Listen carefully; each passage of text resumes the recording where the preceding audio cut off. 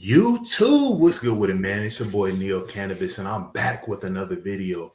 So today we're here with a special guest, my guy Ian. How you feeling, man? Solid, man. How you doing? I'm doing great, man. I seen you, blowing up all across the underworld black market scene on a lot of different podcasts. So I'm like, man, I need to get this guy on my channel and talk about your story.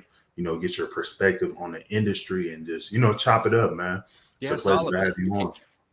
It's a pleasure to have you on, man. So, if you could, can you give a little background about yourself? Your experience within this industry, and just let the viewers know who you are.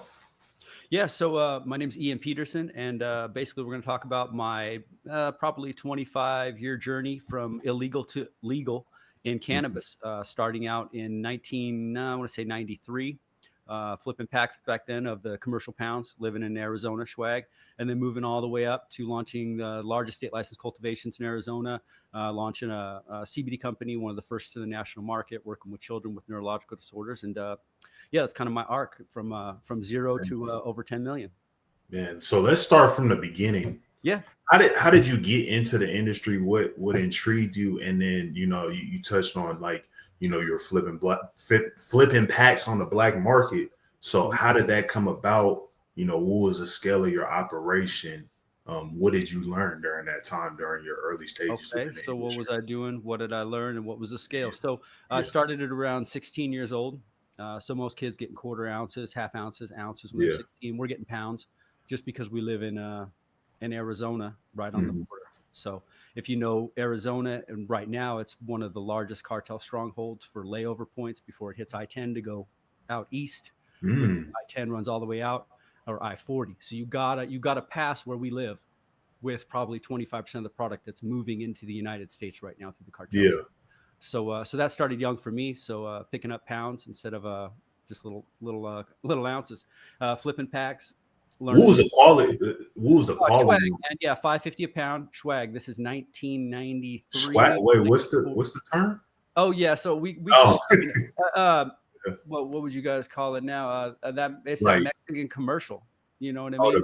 the brick weed. Yeah, there you go. The brick, not quite gas, but depends on where you're getting it. So back in the day, you could get really solid commercial, like Sensi. So Mm, depending on what side of the mountain range it was coming from, if it was coming from the would be the eastern side of the mountain yeah. range that runs down through Mexico, they get real solid, like real solid Sensi, like almost completely seedless. Back in the day, it would be like 40 a quarter when regular is going for 20. So about as Ah, close as you could get to Kind Bud back in the day, in the early 90s. This is before you would start seeing all the BCs coming out of British Columbia, yeah. what we call the Beasters back in the day, which was like the lows. They'd only send down like the third, like level 3 or level 4. They kept all like all the tops for themselves up there. So Okay. this is like before Kind Bud.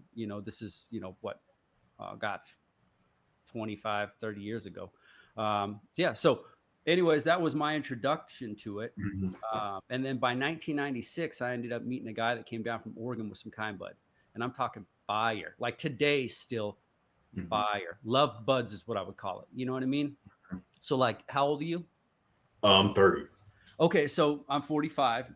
Yeah. So, So some of this terminology you saying is, I think I'm a little too oh, young. no. And yeah, no. And I Yeah. get like there's Because probably during that time, I was yeah, probably a little kid. Like, you know what I mean? yeah, no, I know what you're saying, and Mhm. a lot of the newer terminology, spray packs and trapping and all that. It's not Yeah, exactly you're my trying to get hip to that. Yeah. yeah. So it's I kind mean, of, I yeah. get it, but it's not Mhm. exactly my lingo. Yeah, exactly. Yeah. So basically, what I would call back in the day, kind bud is kind heads only got kind bud back in the day. You had to be a Mm. kind head to get kind bud. Back in the day, you could get commercial from the Mexicans. You could get it from some Yeah. jock moving product. You could get it from some dudes in the hood. You know what I mean? But there was a really beautiful time in cannabis where only kind heads had the kind jars, and you were only blessed with getting that. And You what weren't even year blessed was if you this? won the house. You know what I'm saying? What year was this? 93 to 96. Oh, This okay. We is right talking. right Yeah, I wasn't even born. Well, I was born in '94. So Oh, yeah, wow, man. yeah, Crazy. yeah. But well, bless you, man. Seriously. Yeah. Hmm.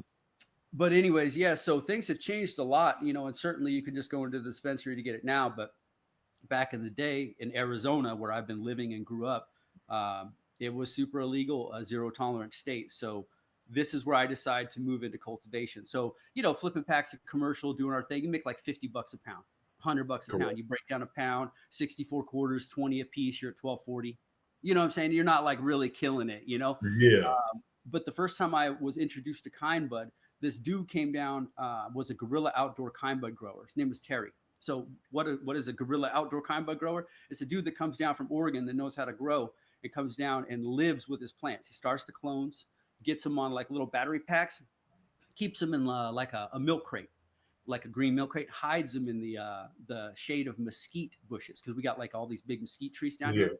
And so he'd come and live with the plants. And like he wouldn't live with them. He'd set up his little clones and he'd get his starts going. And he'd be with his binoculars like, a mile off, watching them, And then he'd go and water them, keep them in the shade of the tree. And he didn't grow in like one plant per tree.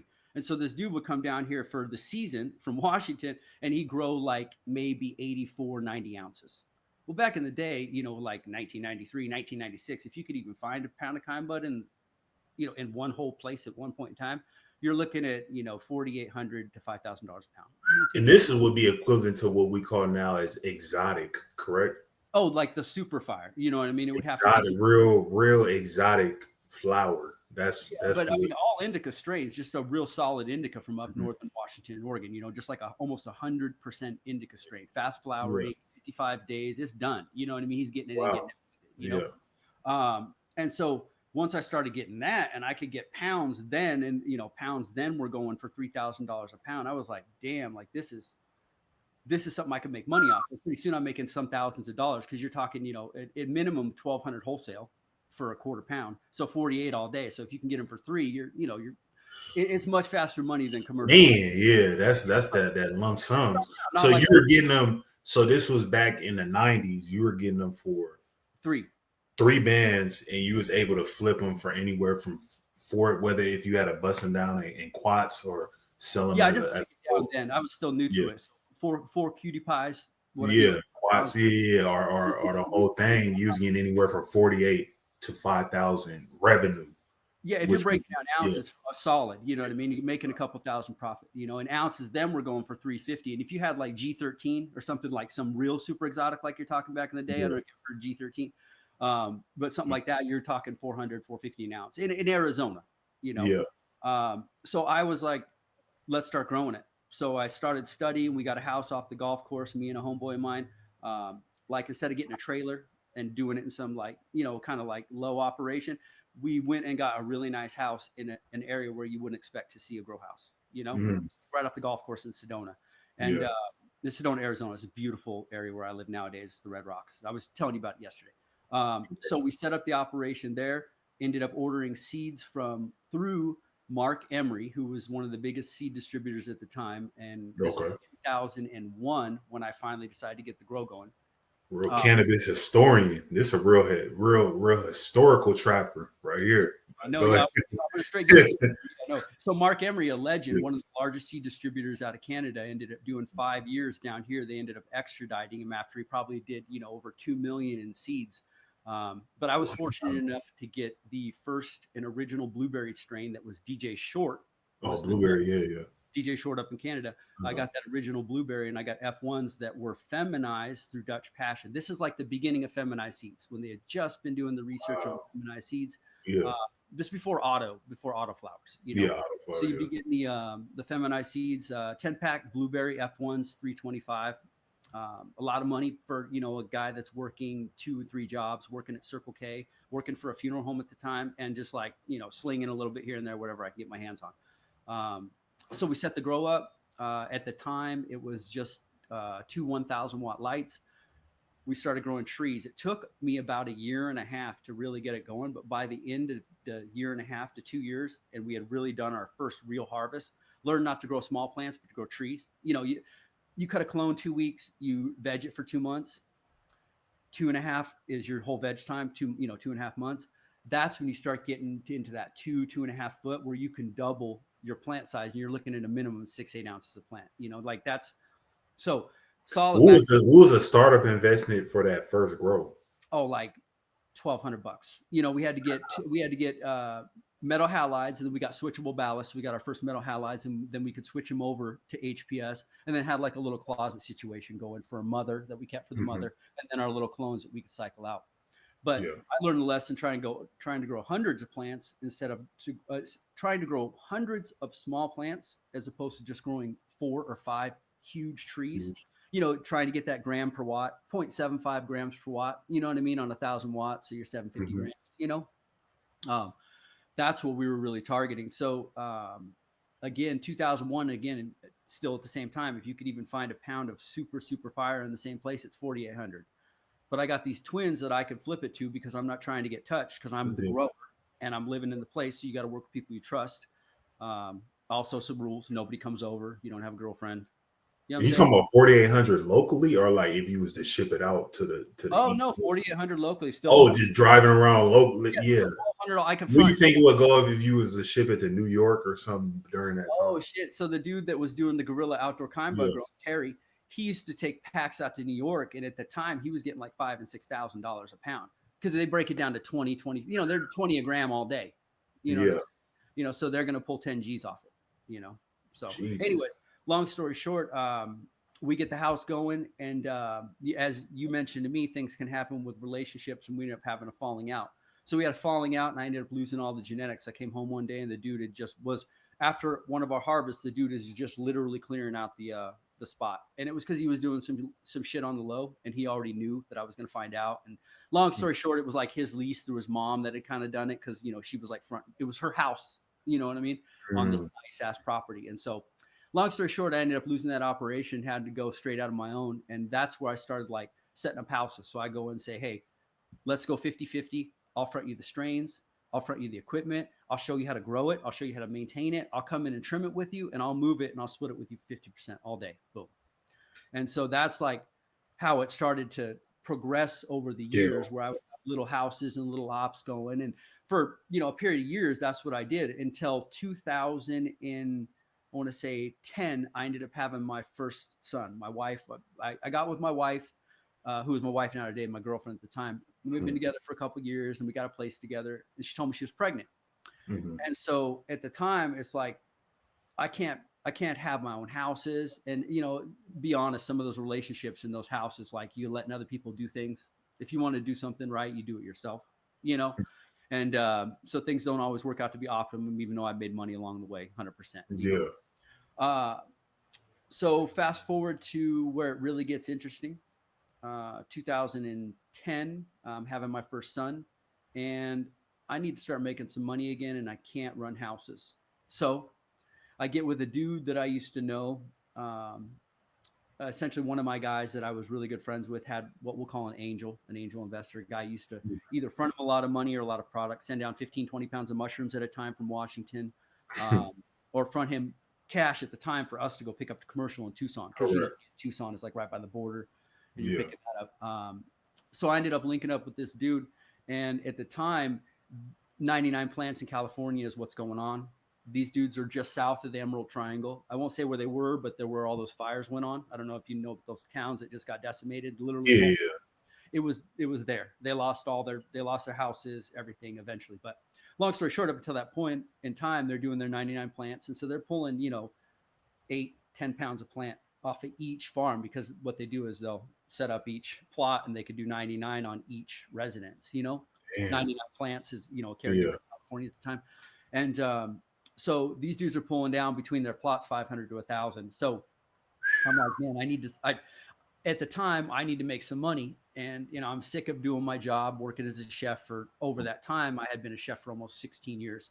And still like I said, hustling, but nothing major. So anyways, I ended up getting in contact with this dude, and he sends me just a little bit of work, and I take care of it with just a couple of peas, and then it's time to start doing some major work. So go to pick up a 20 pack from him, and this is through a dude that I knew really really well, and so it's his father, and I know this kid. So we got good relationships. And Mhm. as you know, in the industry, a lot of times it's not COD for anything major if you're dealing with somebody in Yeah. school. You got a front. Yeah. There you go. And so go out to meet the dudes, and I preset it. So I'm like, okay, you're gonna have that ready for me. You're gonna have 20 ready for me. Don't like to talk on the phone, but I use a burner. Be smart about it, So call the dude up and set it up. I'm going to fly out there to go pick up the weight, just a 20 pack. It's not like nothing crazy, but it's, in coming back to Arizona, it's still not legal at the time. It is not medical marijuana. It wouldn't be medical marijuana for another year. So it's still risky as fuck. Go out to pick up the packs, and he's got a triple turkey bagged, and it's not even packed. So I'm like, try to give him a hint. I just say, you're going to have my luggage ready for me when I get out there. I'm picking up a 20 pack. Just have my luggage ready, because he's going to be delivering it to a dude in LA at my friend's house. So I'm supposed to meet this guy. Well, the two dudes show up and got these big ass army bags. The big ass army duffel bags? Mm. You can fit 20 packs, triple turkey bagged in each one, and it's a big ass. Correct. So dude opens up the trunk, and he's got 4 or 5 of these sitting in there. And he's like, so that's my luggage, huh? And he's like, yeah, that's your luggage. I'm like, fuck. Because I've got to ride a train back. And no way am I driving back. I flew out there. Like, I'm not. So here's a rule. Never touch down on the streets with any product. I did this when I was younger. Never touch down on the streets with any product. You can find many other ways to do it. Some people mail it. Some people take trains. Some people take buses. Some people take shuttle buses. Some people take taxi cabs. You know what I mean? Some people take tow trucks. But don't touch down on the streets with it, because I'm going to tell you what. You'll get by. You'll go to California 5, 6, 7, 8 times. I guarantee you, the one time you get caught, you're going to pay. You're going to pay over and above for the fucking 6, 7, 8 times you made it, and you're not going to have money put away from a lawyer. Like, these are all things you got to think about. If you're going to do something. Risk versus reward. Yeah, look before you leap, man. And besides me, and I've got a kid on the way, and I'm trying to go pick out a 20 pack. So I could pick up 20 packs for $1,500. I go out there, and he doesn't have my luggage ready. Luckily, I'm at my homeboy Pick's house. Boom, we go in. I've got the food saver. I got to go pick it up. So we got to go pick up a food saver. We drive into town, pick it up, and I double pack them. So you can pack a pound, nice big pound of Kind Bud that you don't want to fuck up. You can pack it down to about this big. The size, a little over the size of a sheet of paper, and about 3 inches. Boom. Correct. And you can fit 10 in each bag, and you can bring them back, and you're looking legit.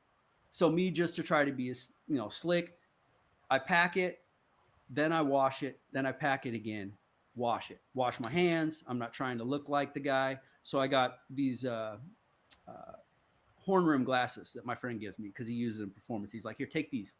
It's like I'm a Ralph Lauren sweater, trying to look a little markish, like a business professional. Yeah, well, like a mark, like a fucking duck. Like I'm not even. Oh, like you, you would never be doing nothing illegal ever. Yeah.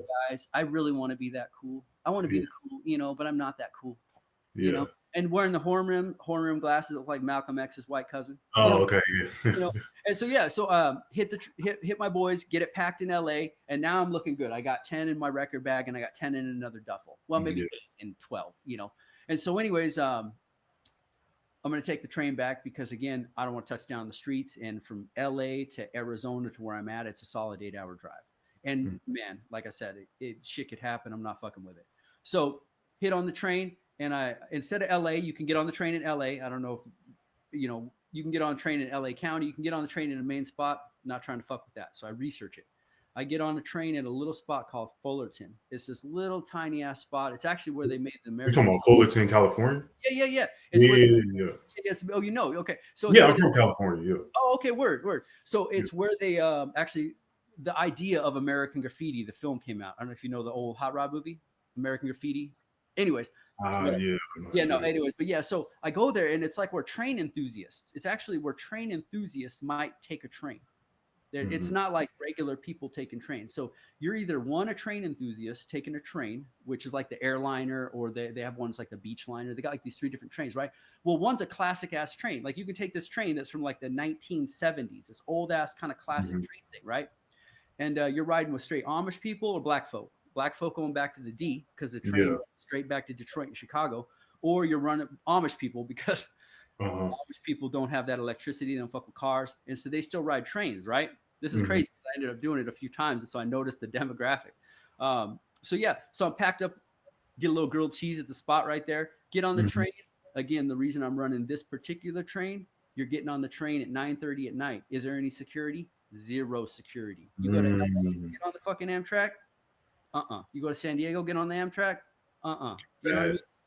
So anyways, I highest probability outcome, risk versus reward. We were talking about that. I'm not Yeah. fucking really trying to fuck around. That's the way I was able to survive with grow houses the whole time. So Yeah. long story short, man, get to PAX, ride the train, riding with this really nice black family, this big old fucking, one of the sons, he was like 13. He was so big. He was like you wouldn't believe he was 13. The kid was like 19 looking, and he's sitting next to me, and it's like kind of like really cold because you got these big old glass windows and you're riding through like northern Arizona on the way back. So you actually ride through some cold areas, right? Well, I wasn't planning for it because I went out to Cali, flew out there, and so like I'm not motherfucker keeping me warm. Fell asleep on me and shit. It was kind of cute, because I got kids, look there. He's like asleep on me and shit, looking over at dad.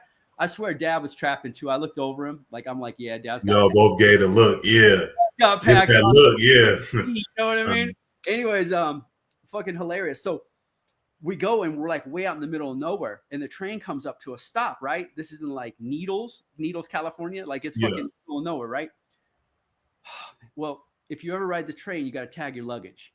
There's nobody that monitors it. There's no security. There's just like kind of like there's like the train attendant. And that person's watching out for shit because people do things. People move packs. It's not like this is anything new. Not like this is, fucking, something surprising to anybody. But the way you do it, so you got to write your name on the little ticket. And you got to attach it to your luggage and it's sitting up there, right? Mm-hmm. So legit, I write my name on there and that's my luggage. I'm not, but you got these little tags like when you fly, they got those little tags with like it's like string, but it's really strong. Yeah, I know what you're talking about. When your luggage tags, right? And so we pull up and we're out in the middle of nowhere and a fucking sheriff pulls up to all I can see is a fucking sheriff pulling up, and we're in the middle of nowhere and we're at a stop, and I'm just like, what? Out of all. Yeah, like what the fuck? There's only a couple of people on the train. Like this train is going back to the D, but it's going to stop at a university on the way, which is just like an hour north of where I live in Flagstaff, Northern Arizona University. And so that's like my little thing where I just got to get to the university. Well, there's some university students that are riding, and like I'm starting to freak out as I get up and I'm looking and I see the sheriff because you can clearly see him out the fucking windows. Yeah. And I'm starting to get real paranoid. So I immediately go for my tags because I'm like, fucking something's up. So I don't have anything to cut the tags. And they're not just like fucking, I'm with my teeth trying to cut these motherfuckers. Yeah. And then we just start to pull away. But the dude in front of me is looking at me like, what the fuck? What the fuck is this idiot doing here? He knew something was up, but he was a younger guy, like going back to the college. And anyways, luckily we just ended up pulling away. That's like, kind of like a close call and a crazy close call because I've had some shit like that happen where it's just it's a fluke where you're running from a house with 18 pounds after you just got raided down a culvert ditch. You think your dude's going to be there to pick you up that just dropped you off. And you look up over the bridge thinking it's him when you see the lights and it's a fucking sheriff. Yeah. You know what I mean? Like that's legit. That's a story. That's like the after the post. You go many years. Anyway, so I ended up getting raided after this, but this was like, I want to say probably six months of running packs. So after I ended up getting the first deliveries, make it to NAU, because obviously I finished my train ride, make it to NAU, and then get to a little hotel, but I'm not trying to fuck around. I could drive my car. It's only 45 minutes away. It's a 2-lane highway. Take me right down to where I live, right down this beautiful canyon. There's hardly any police officers. You think I'm going to fuck with that? Hell no. Hell no, man. I'm going to get a shuttle. So I'm going to get a little shuttle. And the shuttle is going to drive me down. You ever seen a shuttle bus get pulled over on the way from, wherever to wherever? Not unless they know 100 fucking % what you're something illegal is on here. Yeah, like you're getting, information. Unless somebody's giving information, you're good. So long story short, I make it home, I make it gravy, and from then I get what you call delivery as DiGiorno. So then I can get 20 packs delivered to Flagstaff right off the I-40 because again they're coming on these major drug trafficking routes, and I can get the packs delivered for 20. I get them for $1,500 a piece at the time. $1,800 delivered. So $1,500 if I pick it up, $1,800 delivered. Still at the time, packs are going for $32 all day. Like you can flip them for $3 to $32 all day. What year was this? So this has been 2010. 2010. Yeah, this is before. Yeah. Anyways, so 2010. High school. Oh wow. Yeah. So I'm getting packs of the solid Mendocino, nice indica, or what at the time Purple Kush. These are like kind of like land race strains, like that Mendo breath. Yeah, the lamb's breath crossed with Yeah. a minto or something like that. Yeah. Yeah, all those lamb's breath strains. That's Bodhi's seeds. They did the Tiger's Okay. Milk as well. Yeah, Tiger's Milk's one of my favorite strains. Bodhi seeds kills it, man. Yeah. I love fighters. Yeah. So, anyways, trapping it for like 6 months. I've got 5 dudes that can break down 20 P's a month for me. Easy. They'll Mm. take a month. Boom. They're taking them at 3 a piece on the front. It's easy like that. 5 dudes that I know, that I trust. Yeah. Well, I start getting pounds of hash coming in because they got all the bubble. They've been running the bubble bags, so they got all the leftover, right? Mm-hmm. All the leftover trim. So they're Yeah. running the bubble. So he sends me out a bunch of not formed hash yet. It's like the dry bubble that you ran and you just let sit. You know what I mean? Yeah. So I run it with a vise and I start pressing it into bricks. Mm-hmm. Pressing half-pound bricks of it. At the time, so we're not even legal yet in Arizona. Mm-hmm. Hash is still a narcotic. It was a narcotic on the boards because of the way that they designated it, and they didn't change it for medical marijuana. Even when it was medical marijuana, hash was still illegal and a narcotic at one point in time. In Arizona, the laws were all fucked up, as you know. So trying to keep it on track here. Started moving the hash. Well, I talked to one dude outside my circle that was recommended to me by a friend. My friend always goes to this bar, and there's a dude's a bartender. Well, I know the guy for years. I went to school with him. A soccer player that I know from high school. What I didn't know is that the dude was a fucking rat. So, long story short, I ended up catching kind of like 3 different. When you're moving 20 pounds a month in a relatively small town or area, Yeah. and other dudes can't even move their shit because they're trying to bring it in at a higher price because they don't got to start hating. Yeah.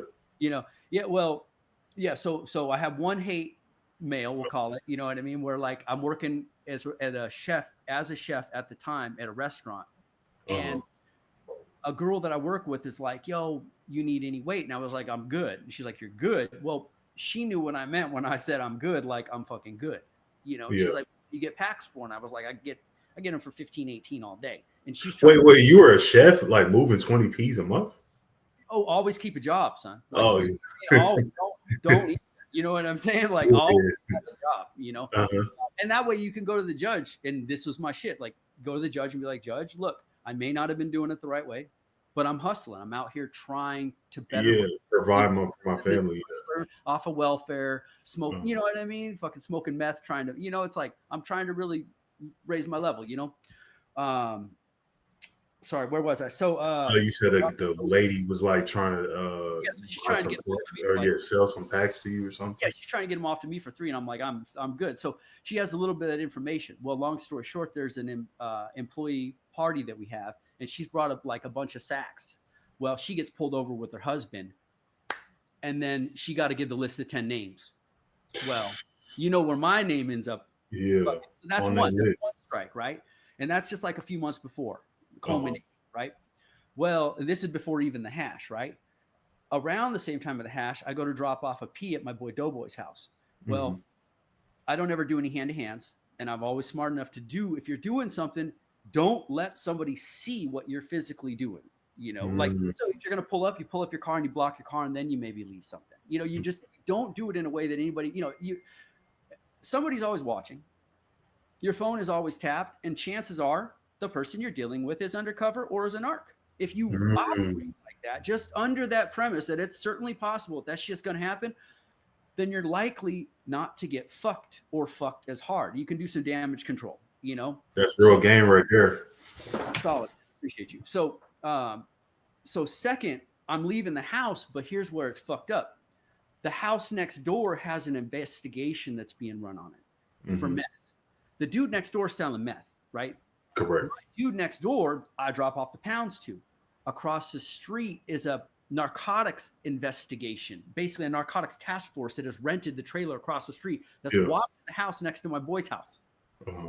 So they didn't see what I was doing, only for the fact that one of the guys that came next door and bought some meth from dude came to my boy's house and bought a sack from him. Double stitching up fools. You know what I mean? Like trying to catch both cases.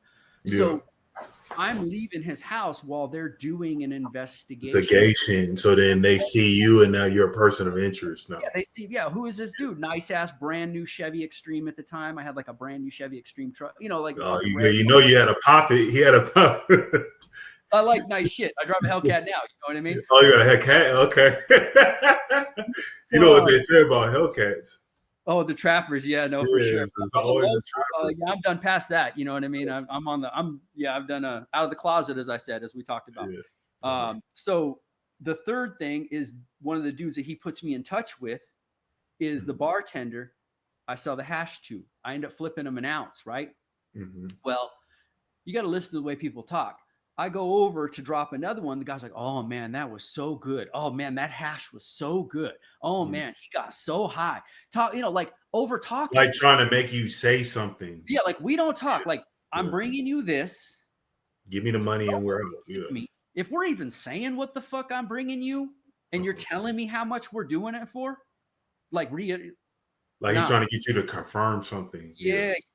So it's like I just like, okay. Sure. You know, so anyways, 3-month investigation I find out is going on. Yeah. I don't exactly know, but I end up like seeing some shit, you know, like when you've been doing illegal shit since you're 16, you're pretty much paranoid all the time. If you're living in an area just carrying a sack of weed, you got it in your sock or something back in the day. So you're always paranoid that a cop's behind you. Yeah. So literally like me, like, you know, the saying, I live in my rearview mirror. You know, it's just, even to this day, my wife's like, what the fuck are you looking at? But you ain't going to catch me for speeding. Yeah, PTSD. Yeah. Yeah. It is. It is like, it is like PTSD from doing illegal shit for so long. You kind of have that, you know, built into you. Yeah. So anyways, at this time, do you still have the grow houses, or you got? No, I'm strictly trapping because like really the last dependable grow house I had was not so dependable. You know what I mean? And if you want to do something right, do it yourself. And I had the opportunity to do this. You know, we pull 20, 30. You know, you can pull 20, 30K easily if you do the number. 15 wholesaling, and it's less liability. Yeah. So I'm gravy at the time. But yeah, so the hash. This is where it gets me. So. I can remember the day as clear as it is. It's the day after my daughter's birthday. Just bouncy house the day before, January 28th. It's January 29th, 2010. And I'm in my studio. I got my nice little studio because I've always been in music. And I'm chilling back there smoking a joint, getting ready to go to work as a chef. And my dog starts barking. So, you know, I'm blasting music, fucking whatever. I go around, go out to my front door. And immediately open up my door because I'm just like, whatever, whoever it is. And there's 5 sheriffs standing on the door with a fucking battering ram, M16s, fucking like ready to go. We lock eyes. This is fucking crazy. We lock eyes and I just shut the door and lock it. Just like, what the fuck? You know the feeling when you just like, what the fuck? Yeah. And I knew it was over and I'm just like, fuck. Damn. Boom, open up the door. You're on the ground. Oh yeah.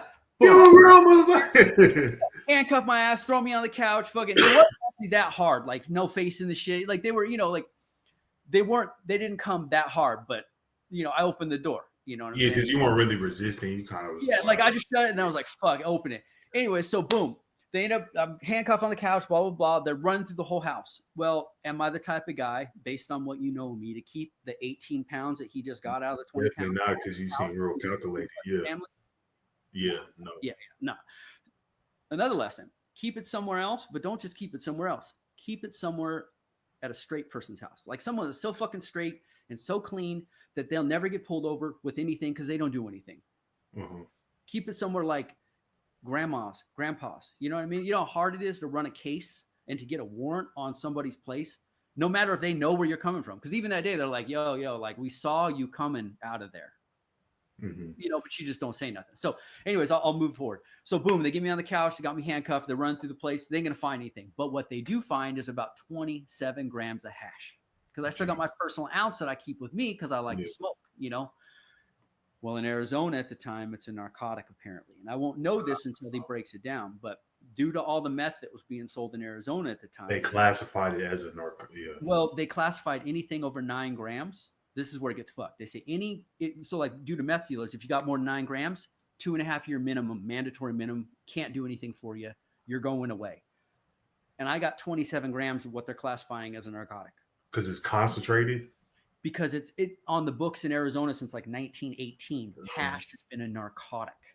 It's just the qualification, you know. So the narcotics task force, they're trying to clean up all these investigations because it had just gone legal in November, right? So it's January, but they haven't like written in the laws yet.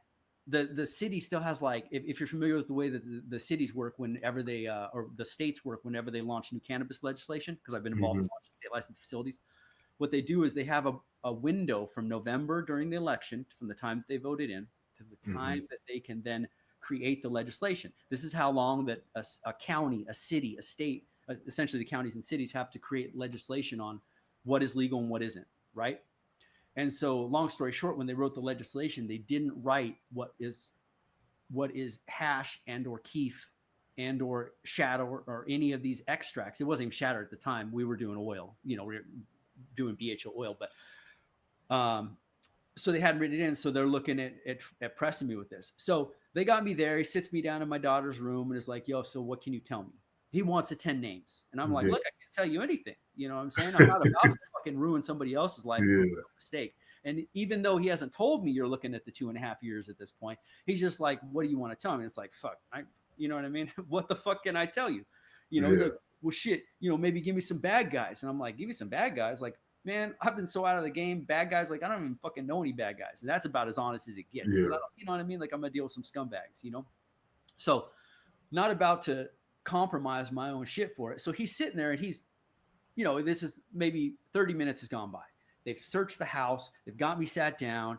He's got the hash. Now he's like, I don't know what we can do about this because look, you're looking at 2.5 years. And I'm like, look, man, you know, this is my bed and I'm going to lay in it. And by the way, Judge, I do have shingles and I have this chronic issue. And I only use this for my medicine and my medication. And I know that it was just voted in November, you know, so, you know, I'm kind of pleading my case to this guy, you know, and so he's losing steam the whole time because he didn't catch me with 18 pounds or whatever. Yeah, which they thought they were going to get you. Yeah, right. And here's the thing. Didn't have a warrant, I would find out later on. Didn't even hand me a Chinese menu. You know what I'm saying? Like in fucking training day, you know, like nothing. Like they said search warrant, sheriff's department search warrant, but when they opened up, busted the door, and after 30 minutes of me sitting they never gave you anything. They never gave me shit, right? So at the end, he's like, well, I'll tell you what, because I learned this from my father. You don't say anything. And I also learned this from when I got pulled into an investigation one time where I did not do anything, but they were sure that I had done something because I was hanging around with dudes that had done some serious robbery shit. Right. And so they're trying to press me on it. And I wasn't there and I wasn't involved. So I opened up my mouth and I told them that I wasn't involved and I wasn't there. And I still ended up with false information to a police officer and getting tripped up on it. You know what I mean? I had nothing to do with it. So really, you just shut the fuck up and they'll let you go in 24 hours unless they have something serious on you, you know?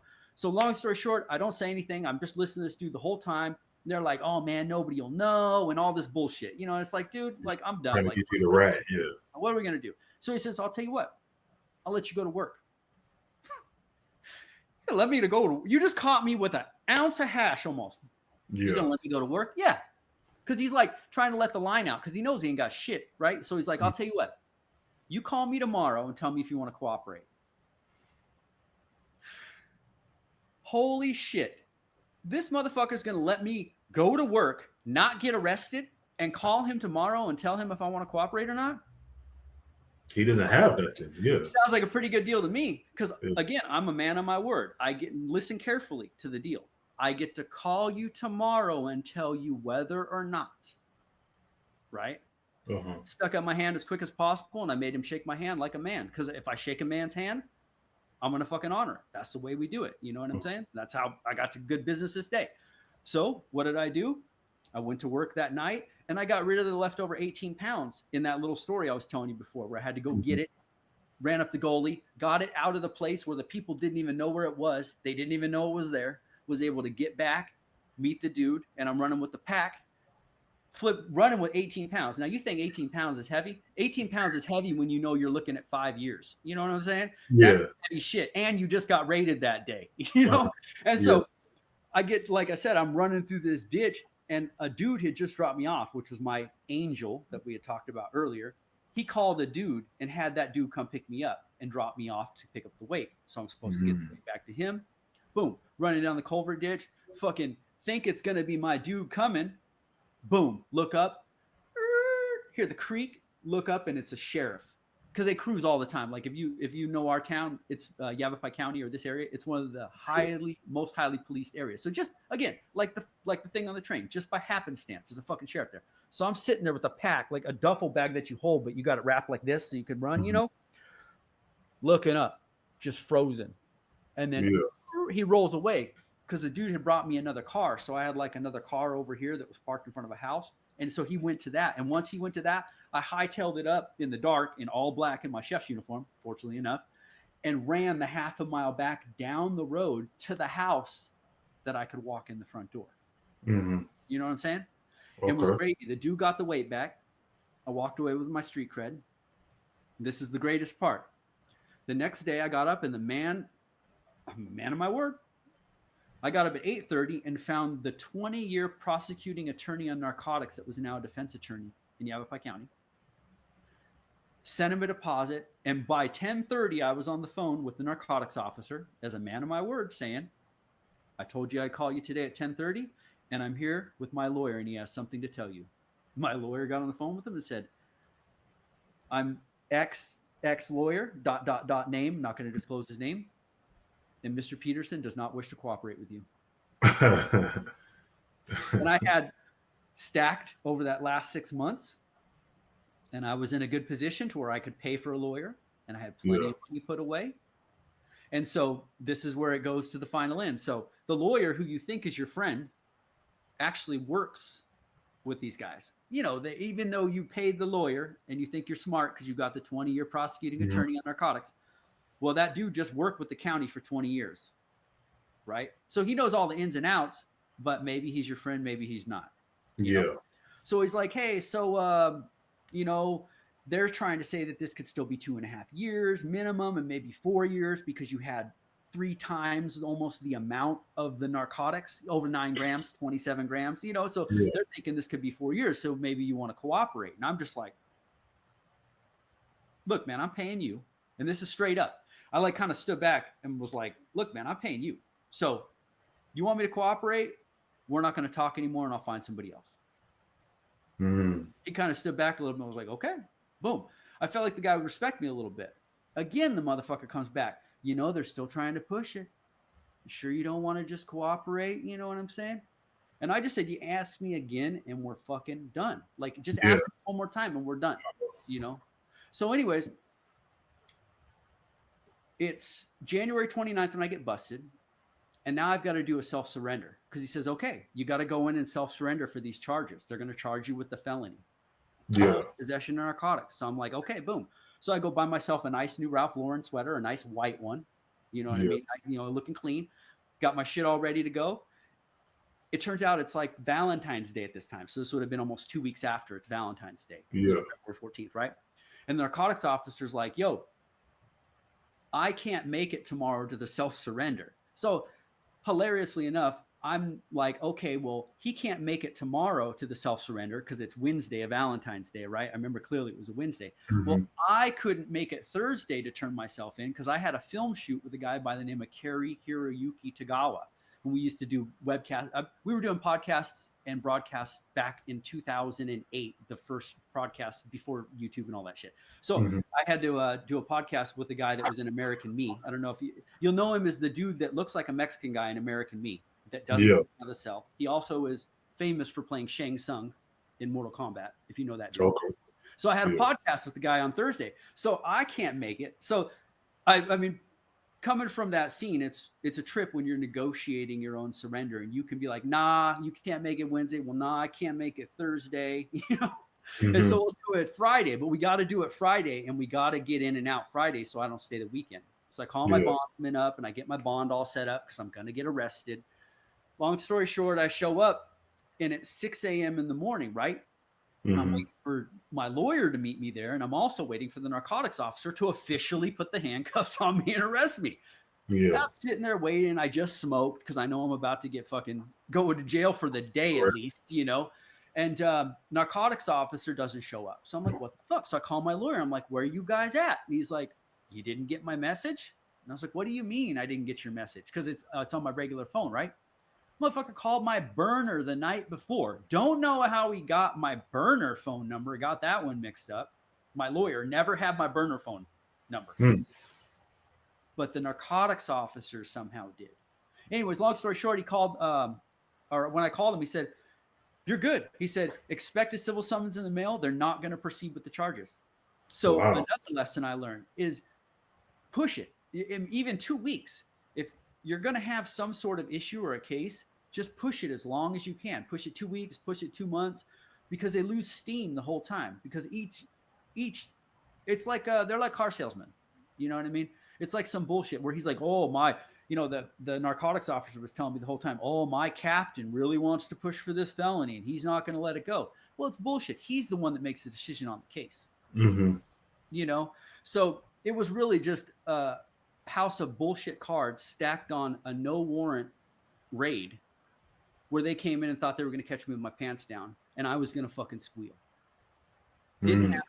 Like I said, went in and I was good. So 1 year went by and it was already medical marijuana was legal at the point, and they didn't come with anything. So I waited that 1 year to the date. That was a kind of a big sweat because they've got 1 year to the date of actual contact to charge you. And they didn't charge me. And this is what's crazy. Within 1 year, I was then taking my skills to launch the largest state licensed cultivation in Arizona at the time at over 10,000. A dispensary in Sedona, Arizona. This is in my town. This is crazy. I had all the nefarious skills because I've been cultivating for all these years, you know? So that was where within a year to a year and a half, I'm then working with the chief commander of SWAT.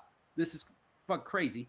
Working with the city, working with the city manager, working with the chief economic development officer, working with the fire department, working with get your licensing and certifications to go legal. Up, you know. So let's transition to that.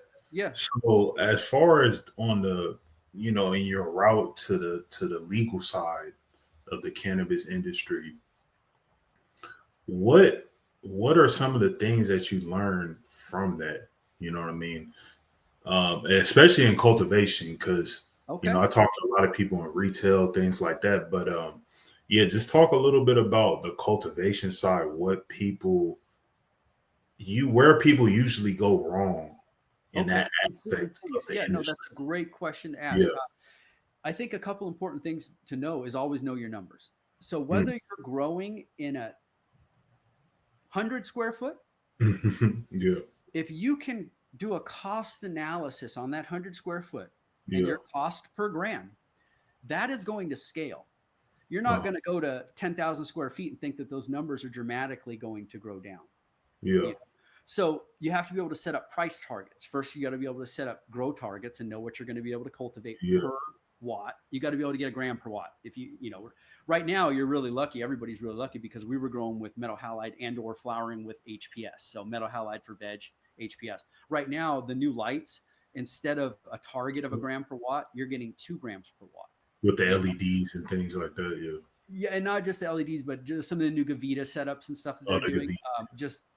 And even with a 300, like what you'll get out of a 300 watt nowadays is what you would get out of a 600 back in the day. You know, it's just more efficient. Yeah. So, so know your numbers and know your scalability and what you can produce, and be able to get that down into some sort of a finite cost. What do you right now? Go ahead. No, you got it. A competent cultivator right now in a large scale cultivation should be hitting 0.75, essentially 75 cents a gram to 25 cents a gram. So like if you're doing all indoor, high grade, high cost, at the highest cost indoor without any supplemental lighting, you're probably at 75 cents a gram if you're doing it right. Now, if you're doing supplemental lighting, outdoor, light depth, things like that, you should be looking at 25 cents a gram for your costs. Okay.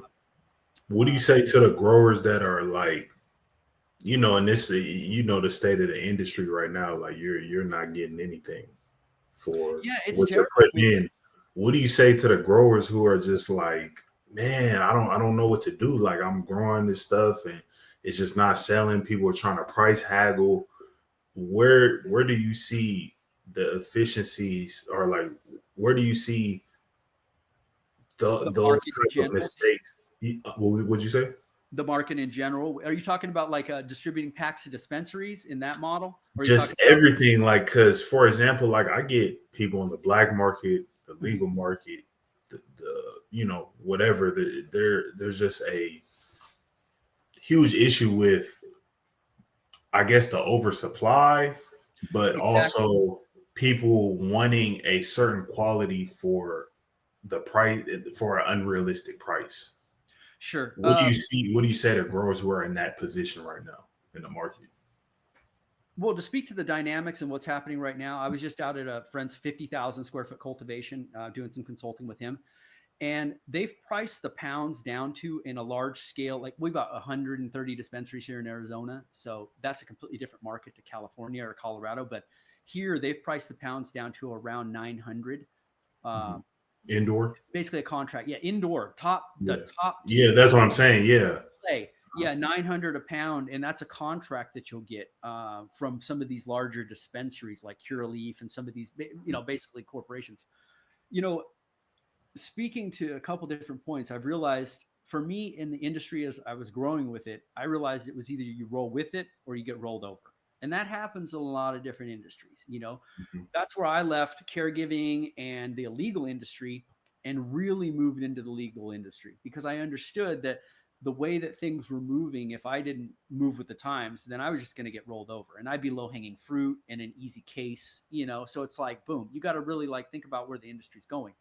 Um, in a market like California, which is completely different to markets and new emerging markets across the United States, like Arizona, we got Jersey, Washington, a lot of these new emerging markets, they're going to go through the same things.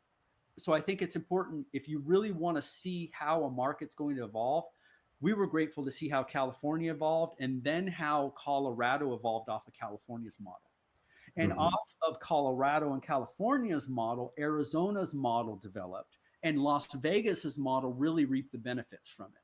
Not really with like their commerce and everything, because that's all fucked up in taxes, but with the ability to get to market with extremely high quality products, And and efficiently. but unfortunately, going back to that and the Yeah. pricing, the contracts are terrible because in my opinion, what has happened is you've got an industry that had a potential for an extremely high multiple of return, just like Mhm. the CBD industry, where leaders of CBD were going for 4,500, 6,000. Yeah, I remember when the farm bill first passed, it was like a huge craze, like the CBD leaders and stuff Oh, like I was that. Like, paying $25 thousand yeah, dollars a liter for supercritical CO2 at the point. But again, we were yeah, one of the first to the national CBD market in yeah. 2010. And so this is before isolates and even before distillates were a model Mhm. because they were looking for higher production output. And that's where the higher production output models kind of came in over quality. So we are seeing higher production model outputs outshining quality in some cases. But even if you're producing extreme quality, and this is something it's turned into just like any other industry, if you're producing extreme quality, you're still, those prices have dropped so dramatically that, let's put it this way, if you started your business plan for investors 3 years ago, you had a price target and you had your forecasting. By the time you got your model up and running, those prices were at a fraction. Outdated. Yeah. I could see this. Like there was probably only a need for one major extractor Uh huh. in each state, maybe two. There's only room for probably two major Yeah. extractors in each state. Unfortunately, and this is some business for you, I'll give you guys some knowledge. Everybody thinks they're going to get 10% market share. 10% market share is like Snickers. They have 10% market share. Coca-Cola has 10% market share for all you trappers that want to be businessmen. That's what you're trying to do. You're trying to be businessmen. So give you some knowledge here.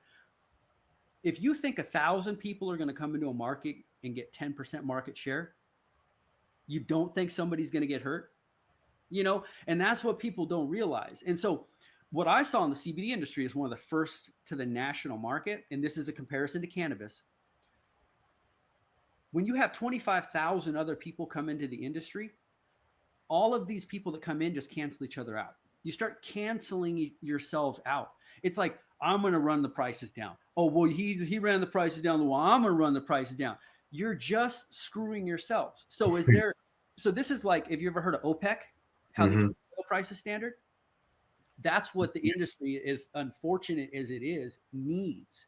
Because if people can't get together, if trappers like major producers can't get together and keep the prices stable, they're only screwing themselves. It's like an American Gangster. The boss is telling Frank Lucas, he said, what if all the milk producers decided to just short each other? You think all the milk producers don't get together and say, this is what a price of a gallon of milk should be? Yeah. They can sell it for cheaper. There could be other people undercutting the milk, but they're smart enough to realize as an organization to get together. You can't do that. Yeah, it's not sustainable. And it's almost like you need to come together and like, it's like, hey, we're in this area. We're going to have a meeting. Nobody here is selling Ace for under $25. If you do, we gonna, like, you're disowned. Like, we're not fucking with you. Yeah, you're cutting your own throat. You're cutting your own throat when you run. And that's a point I want to talk more about, because when you talked about the $900 packs and everybody undercutting, this is a long-standing debate. As long as I started making content, in 2024, 2025, like as we seen the decline in the market. Like, what do you think? What was, and I have a couple culprits, I have a couple theories, but what do you think led to, just the market, like fucking the market, all the prices being fucked up? Because, of course, everybody, anytime I post some type of content, supply and demand, it's like $100 billion markets are not that simple. It's not just one thing. And what you're pertaining to, what you're saying is more so, it's not really an oversupply of product. And you can correct me if I'm wrong. It's not really an oversupply of product. It's an oversupply of sellers, unexperienced sellers, people who are trying by any means to undercut the next man, and they don't value the product that they're actually selling, and they don't value the industry that they're in. And they don't understand, by doing that race to the bottom type marketing without building any type of foundation, building any type of business model, building any type of brand, you stand for nothing. So that's my theory. It's not an oversupply of cannabis, because I live in Georgia. There's definitely not an oversupply of cannabis here, and this is a illicit state. But you can get good quality, decent quality weed for cheap. So that would debunk your whole theory of supply and demand, because if there was no supply, which there isn't, there's not a variety of weed. Like, people are always looking for deals and new plugs and things like that in Georgia. If there was no supply, then the prices would be outrageous. But in a market like this, there's just so many plugs that even though there's not really much supply, it's like people are just willing to sell it and only make 5-10% profit, because they're happy with, I sell weed, this is fun, I can smoke for free, essentially. So that's my theory. It's not as simple as, supply and demand, there's so much supply, and people listen to one financial podcast and think that they're just economists all of a sudden, and think that $100 billion markets are just simple and not complex. So I want to hear this from you, because this is something I always like to talk about, a topic I always like to bring up. So race to the bottom, that's a really good statement you just said, with the race to the bottom, because you see that in so many new emerging industries. We saw that obviously cannabis, we've seen it in CBD. You see that in actually quite a few markets. You're going to see that in the mushroom market, which, if you look at these different markets, they exhibit similar traits. Correct. So one thing that has been critical about cannabis is the black market price has always set the tone and pricing for legal pricing. And that is a strange factor, but because it has always set that. So when you've got that push and pull with the black market, and then you've got the legal market that's trying to compete against that black market to keep those prices stable, within reason, because back in the day it was 20 a gram, and then you go to the dispensary and they base the price. Yeah, it's like a little premium. You're paying a premium for the dispensary, for the experience, for the the oh, this is tested, when we've already debunked that, some of this product that's tested, it still has the same pesticides and heavy metals that untested product has as well. So Oh, 100%. yeah, Yeah, that whole conversation that because you're getting something from a dispensary that it's debunked, yeah, debunked. all Yeah, day. I know that because yeah. as having a large state license cultivation and one of the first to have that in Mhm. issues of the license in Arizona, after inspecting facilities and knowing all the many of the growers, Yeah. yeah, I remember the guy telling me, "You're going to do an organic grow." He's like, "No way, you can't do it. You can't do it. We can't risk it." And I said, "That's the only way I'm doing it. That's the way I do it." But he was so scared to risk that, and it's like you're going to risk $2-3 million on not going with pesticides. Not, and then you got mistakes and people that get genes from outside their grows. They end up with mites, things like that that they can't control. You've got, you could have some issues, but But I getting guess hopping back, sorry, I didn't mean to yeah, drift no, from no, that, no, but no, hopping back, that's cool. I yeah, got hopping back you onto get it. Yeah, to your theory on the like market why the dynamics. market, who fucked up the prices. Yeah. It's a So, lot of culprits. Is it the Chinaman? Is it the Albanians? Is it well, supply and demand? Is it too many to everybody thinking that there? It's a lot of different nuances and factors, but I don't think let me it's take just a. one thing. Yeah. Well, let me kind of take a. Okay. Well, the fact that the business models in the legal business models do not the lack of opportunity because the legal business models are taxed at such a high model Mhm. cost based on what we were talking about before, where these dispensaries, when they went into the model with their investors, like my friend with the 50,000 square foot grow, he went in with a plan that he was going to be selling pounds at $2,500 a piece when the contracts have dropped to $900 a pound. And he's got 50,000 square foot. He's got his runways done. He's at $3 million already in essentially in the Yeah. black or in the red. And he's grown 400 pounds. And here's the thing, he doesn't have a market yet, doesn't have a single purchaser yet. And he's just created a 50,000. You're working backwards. That's like, as Yeah. a t-shirt. Yeah. Like, let's say you make t-shirts, you print 10,000 t-shirts before you have sold even one. One, you don't even know if You, people like your brand. Like yeah. what, Whether or and not, that's what a lot of people do. They all go and get all these licenses for dispensaries, pay yep. $1 million for the build out, for all the inspections, Yep. for the product, for their employees, the software. They open up and they're like, oh wait, I forgot about the customers. Shit. 100%. The best. It's like, why would you do that in business? But it goes to the fact that this industry so immature that it's a lot of unexperienced people who've never ran a business, and they get so excited when they hear about cannabis is legal and oh, I can get a dispensary, this and that, Yep. that they don't even understand that opening your dispensary, that's just the first step.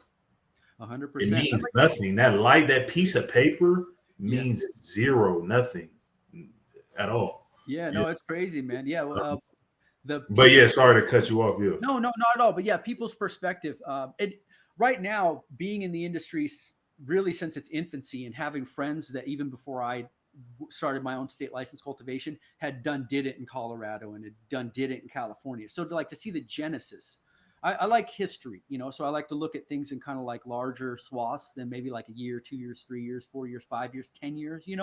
So to take an overview of the industry, as you said, super immature market. We're still in the infancy of the market when you I really always think say about it. that. Yeah. Like, yeah, we've had developed state markets, but I think as we see the descheduling, well, the rescheduling to Schedule 3, as that's happening right now, that is going to create what I believe is going to be an opportunity for prices to stabilize. Mm, I'll give you my argument for it. In California, when I was picking up 20 packs, my friend that I went and broke it down in his house and then broke the packs down yeah. before I left him a big handful. Like, boom, here's this for you. Thank you for letting me do Yeah. this. He's a homie anyways. He would let me do it, whatever. But the thing was, he's like, well, what do I do with it? And I was like, well, like he's like, people just like going away here. Like the markets were so saturated at that point in Yeah. time. Obviously, that's why everybody went out of state with the model, Yeah. right?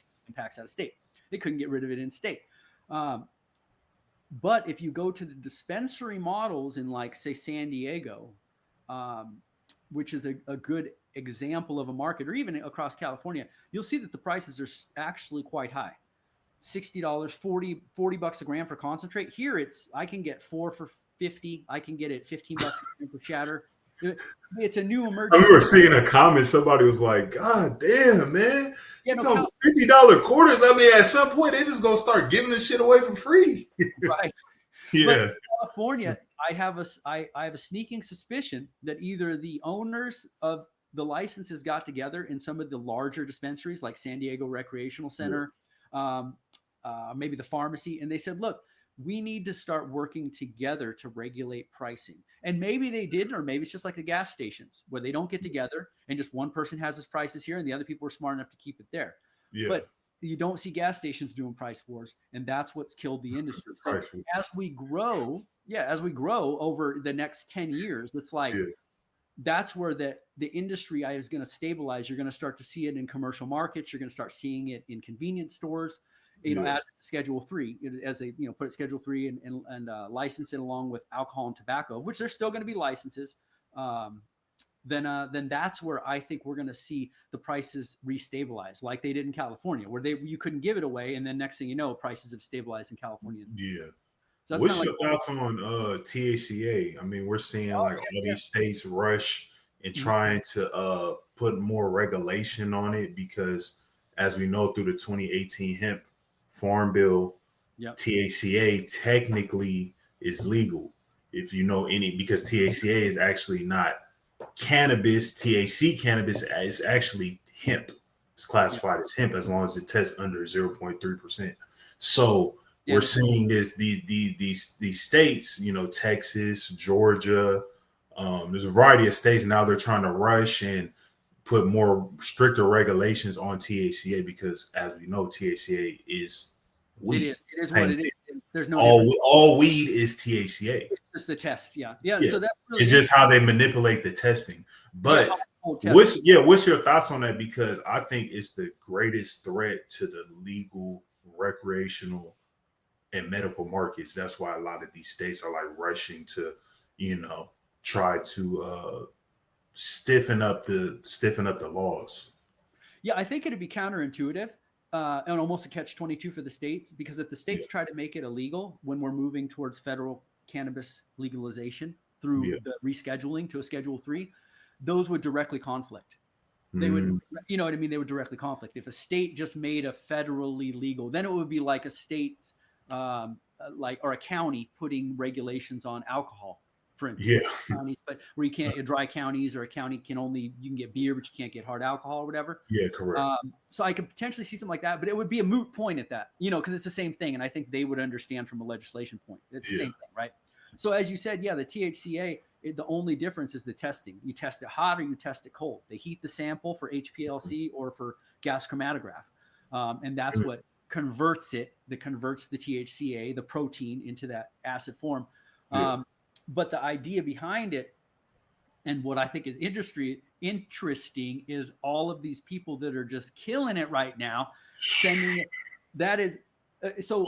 This Some reminds me. companies, I'm not gonna mention them because you don't get free promo on my platform, Oh, but right. No, I did. there's some companies that are. I mean, if you want to mention them, you can, but No, I'm no, I'm not. not saying no, no. Yeah, there's some companies running 50 million, 100 million a year selling THCA nationwide, Yeah, e-commerce. no, they're killing Yeah, it. And yeah, I'll liken it to the CBD back in the day when CBD had just first come out, and the DEA correct. is writing letters to companies, and the DEA is trying to essentially, Regulated. regulate and criminalize it. Um, I don't think at this point in time, I think the floodgates are open. That It's too late. and Yeah, it's how it's moving, but those guys are going to be responsible for taxes and licensing. So like you can do this for a minute and it's a gray area, but what's going to happen is it'll be like moving cigarettes across the border. They're going to regulate it just like tobacco. So we have these certain taxes that go in certain states, and different states tax it. And so like you got the mob that'll move like cigarettes from one state to another because they have more friendly taxes, right? And they can make 10-15% on a shipment. um, I see that that's kind of what the legislation will move toward, that they'll be risking that. But in the meantime, it's a free for all. These guys are they're killing it. I mean, anything other than taxes, than the taxes that they're likely not paying or paying. I They mean, should be gladly paying it. I don't understand I'm why with you wouldn't. Yeah. you. I mean, I'm with you. And I thought about it. I genuinely thought about the Mhm. opportunity being immersed in the industry for so long. But again, I think I'm going to opt out. I've done well enough so far. Broke over 8 figures, done over 10 million with CBD, Wow. over a million products. We've killed it. And if I can mention the company. Oh yeah, Uh, yeah. No, you're good. No, you're good. Yeah, yeah, yeah. no, I Promote, respect promote what you ever our what you company, want to Source promote. CBD, man. Yeah. Yeah, Source CBD. We've smashed it. We started working with children with neurological disorders, legit, Okay. all the way up to submitting research with the Yeah. into the NFL. And Yeah. I'm gonna ask more a couple questions on that. What you're currently doing right now. I got a few sure, more. Um, as far as as far as somebody who's looking to get into the industry right now, we talked about THCA. We talked about your story trapping. What advice would you give to somebody who's looking to get into the industry?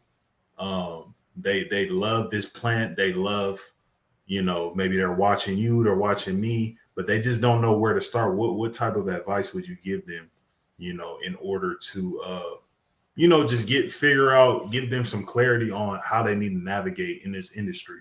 If they whether they want to start a dispensary, a distro, cultivation, or they just want to be a bud tender or make content. There's a lot of different things you can do within this industry. it's like you've Yeah, taken full slant on it, and I see yeah, you really successful with what you're doing. man, I appreciate you. So there are so many different opportunities in this industry. Um, for somebody to get involved in it and to find their place in it. Hmm. I'd like to speak to the plant. Like the plant itself has brought an incredible amount of abundance into my life. It has been, I was telling my son the other day, he's 14 years old and he's Genesis. He's been in the cultivations. Explain to him this plant has brought us um, our lifestyle. It's what Yeah. it's credited for that. Uh-huh. So there's a level of respect for that. I think having a respect for the plant and or the industry and or the culture, that Hmm. is the most important thing that you can start with because you can make money in anything. And really in cannabis right now, like there's less money to be made than ever, but finding other ways to make money in it and be a part of the industry. You could start a cannabis clothing label. You could do an alternative like a podcast. You could rate, do things where you're like rating products, rating Yeah, different strains and things, brands. Yeah, there's a lot of different avenues. ways, and I mean, if you're going to start the illegal route, just like somebody, just like I did back in the day, a word to the wise: just be prepared to understand your risk versus reward. Make sure that there is an incredibly high reward on the other side of that incredibly low risk.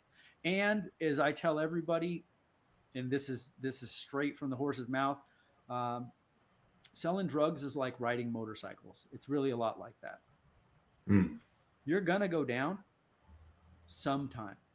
It's not a Wow. matter of if, it is a matter of when. Mhm. It's just how bad you go down. Wow. That's You might that's just tip the bike. You might be on the bike and you're just standing there. You just tip the bike and fall over, and you're fine. You get back up. yeah. Or you might wreck really bad. So for me, I think there's a lot of opportunity outside even the psychoactive, like I found in CBD, cannabinoid, CBN, Correct. CBC, all these different alternatives, and even with hemp and hemp clothing and or hemp textiles. I think there's a lot of opportunity surrounding the plant. I think the opportunity of And it's not even fully. It hasn't been fully captured yet. Like what for you said, sure, we're at the infancy stages. exactly, Like there's so many usages for this plant and for um ancillary things around it, like media. Like yeah, 100%. a lot of companies are not maximizing the social media aspect to the fullest form and potential that they could possibly um they could possibly capitalize off of it from. It's been limited, in my Yeah. opinion, obviously with Yeah, it's definitely been limited, but yeah, it's definitely been limited, but they're, you know, I've seen companies that it's like they're completely like they just don't even consider it, you know what I mean? Like Oh they're yeah, not trying, yeah. yeah. I tried to sponsor the PGA in 2019 because we're putting double M's up a year, so it's like let's do some real Yeah. sponsorship and outreach. You know, contracts about to come through, and boom, they said no because of some controversial. Definitely because of the stigma. Yeah, correct. Yeah, I know there's definitely challenges for Yeah, sure. for sure. And that's just But one thing. That's just one avenue. mhm. But yeah, it's just so many things around this industry that like you can get your hands involved into. It's like there's really no excuse, in my opinion. Like if you really want to be in this industry. Yeah, no, there's a lot of great things Yeah. about and surrounding the industry. Unfortunately, as I've seen the genesis, it's kind of turned into a regular job. You know, if you're a bud trimmer, if you're working kind of some of these regular, you know, administrative positions, you know, bud tender, um, I think again the most important thing you can do is learn the industry, learn the culture, learn a lot about the strains. Like myself, I've been to Amsterdam. I've seen all of the strains over there. I've smoked chronic in Vienna. I've smoked hash in Rome. I've smoked all across Amsterdam. I've been Yeah. to Michoacan and saw the plantations down in Michoacan. Uh-huh. Straight up driven down there. Been down through Sinaloa. Uh, Yeah. you know, and the culture of it is for me. It's been a really impactful thing. But yeah, somebody just getting into it, you know, learn your strains. If you're getting into the strains, learn to pheno hunt and select your phenos.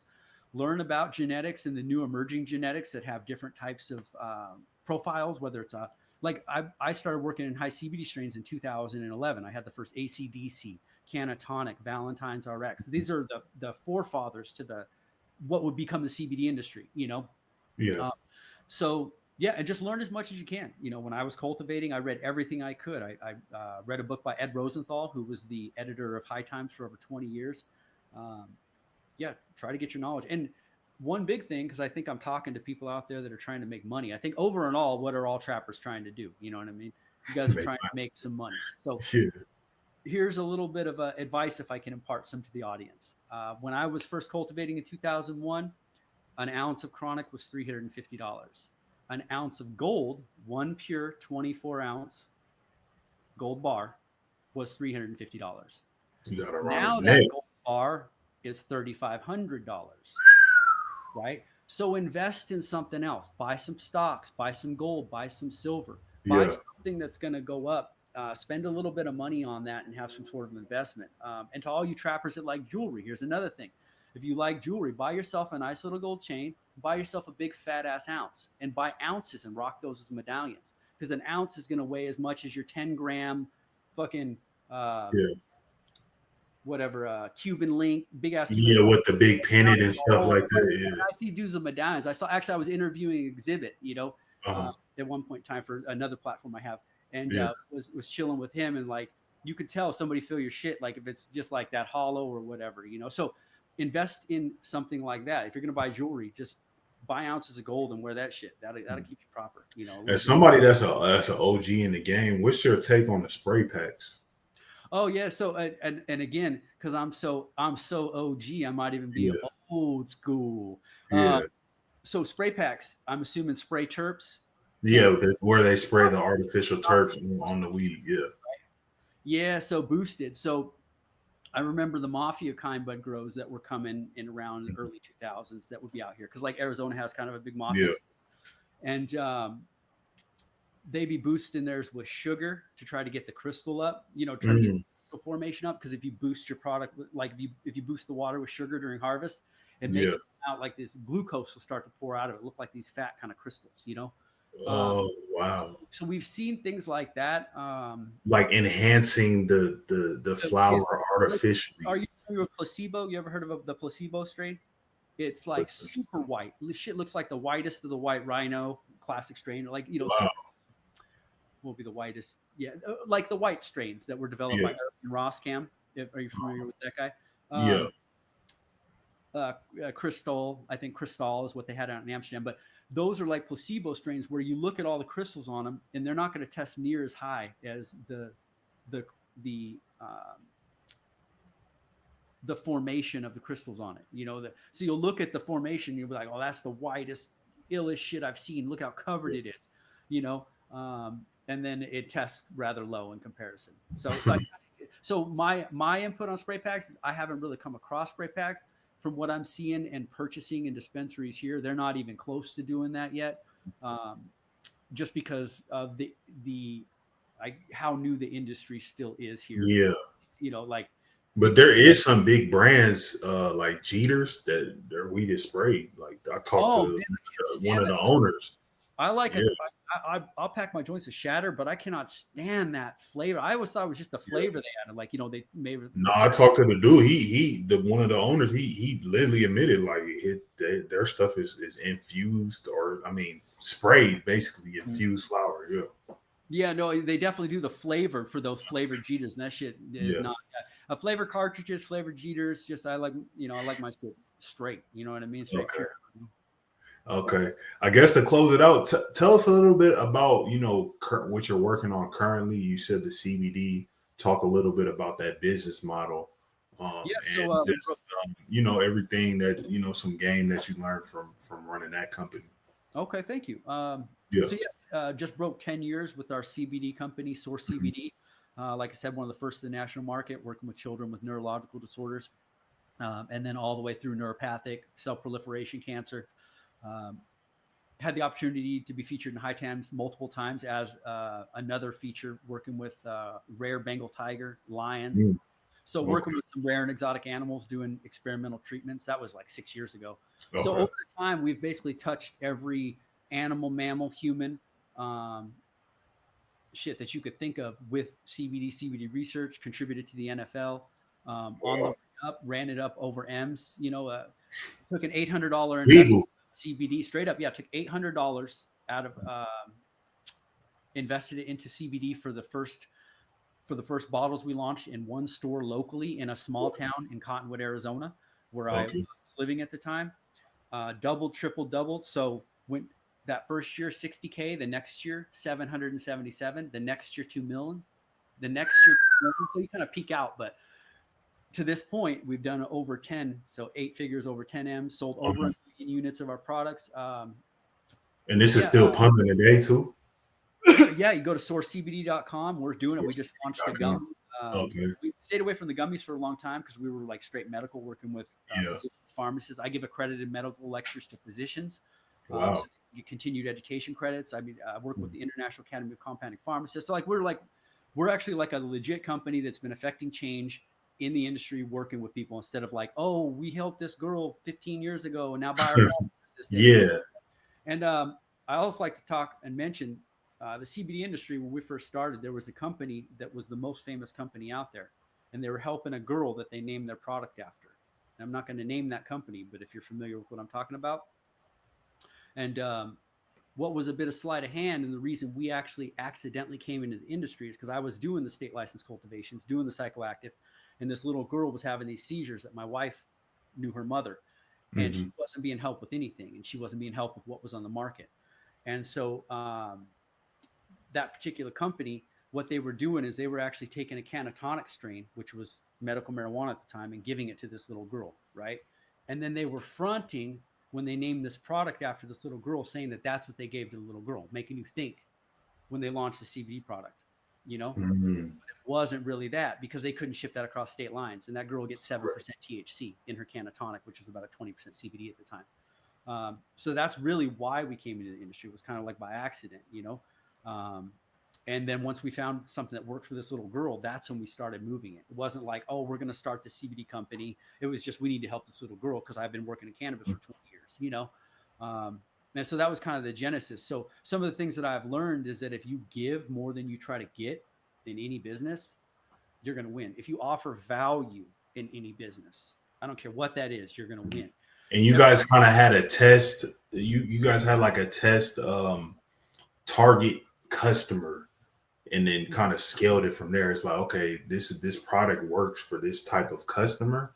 And then you're like, okay, now we kind of have a product. Yeah, you had like already a model instead of like just launching a product and like, okay, who does this work for? Who would be interested in this type of product?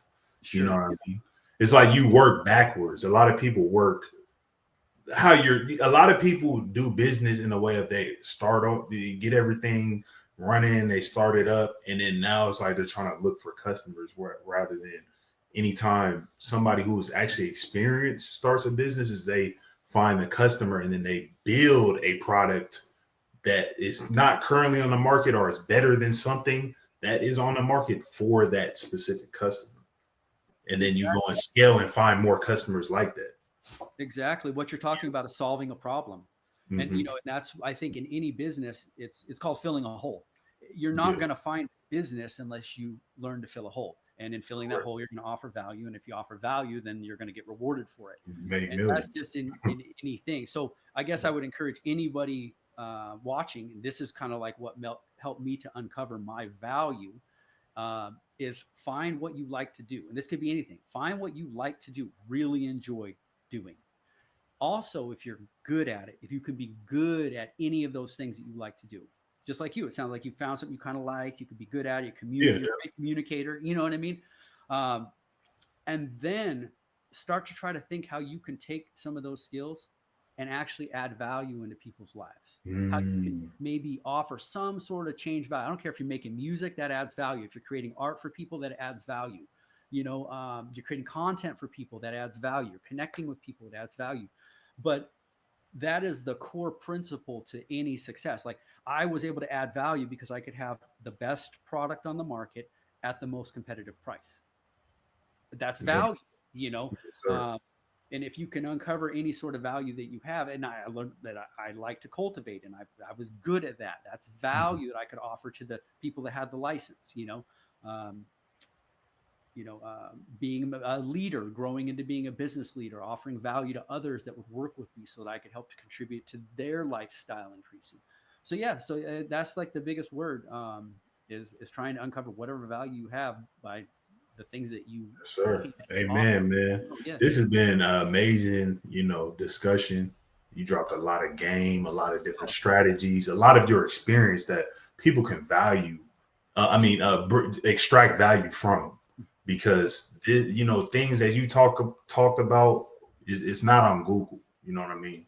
It's like you need to hear it from what they say, the horse's mouth. So as we close it out, man, is there any last words that you want to say to the audience? Where can people find you? Where can they support you? Where can they learn more about your story? thank you. So you can follow me on Instagram at the real Ian Peterson with all Mhm. underscores in between, and that's Peterson with a D. You can follow It'll be podcast. down in the description. Yeah. Oh, thank you. Yeah. Follow podcast. Just recently started Forward Momentum, and Yes, as you sir. get it, it's all about forward momentum. Um, and I've got a book coming out. It's called How I Got Over: Okay. A Life of a Legal Drug Dealer. That'll be coming out in about 3 months. And yeah, just keep a lookout for me. You can watch some of the episodes. Ian Vick Show, Matt Cox. See me on the Goodfellas podcast, and we'll be just kind of doing the rounds, connecting with other great people like yourself, man. Vlad TV soon. Yeah, I'd love to check out Vlad. I heard that when you do Vlad, you just do it with an iPad, like he's actually not there. Oh yeah, I heard he's not there or something. It's like Exactly. some Yeah, weird. security reasons. He's probably been through it all. Yeah, yeah, Yeah, but no, it's been really solid connecting with you, Neil. I'm glad that we yeah, were able to connect and talk sure. a little bit yesterday, hear a little bit about your thing, and yeah, man, it's just been a pleasure. Yes, sir, man. I appreciate you. So, man, if this podcast brought you any type of value, please like, share, comment, subscribe if you're new. And until next time, peace. I'm out.